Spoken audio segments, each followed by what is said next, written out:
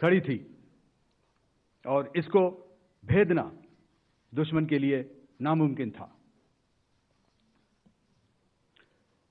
This brings me to the point, how have Indian forces managed to minimize the damage to both civilian and military infra in the country, in spite of the unrelenting efforts by the Pakistani forces? Most of you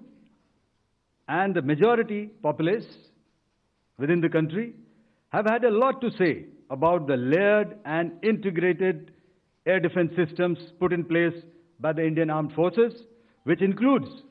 the assets of the Indian Army, the Indian Navy, in addition to the primary air defense assets of the Indian Air Force. As you all are well aware, this robust AD system comprises of a large variety of multi-layered AD sensors and weapon systems, from point defense weapons like the low-level air defense guns, shoulder-fired manpads, and short-range surface-to-air missiles or SAMs, to area defense weapons like the air defense fighters and longer-range surface-to-air missiles within our inventory. Additionally, the numerous waves of drones and unmanned combat aerial vehicles employed by Pakistan were also thwarted by the indigenously developed soft and hard kill counter-US systems and the well-trained Indian air defense personnel. All this was brought together as an efficient and effective AD environment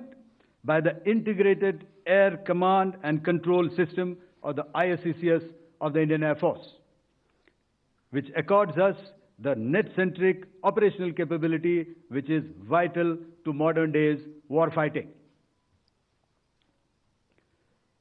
While much has been said and written about the newer systems,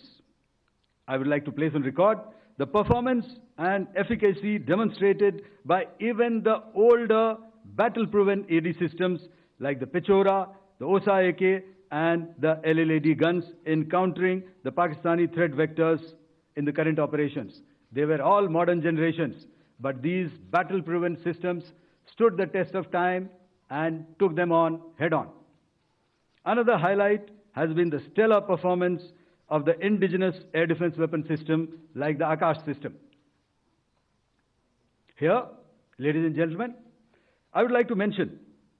that putting together and operationalization of this potent AD environment has been possible over the last decade due to unwavering budgetary and policy support provided by the Government of India in acquiring state-of-the-art equipment and weapon systems.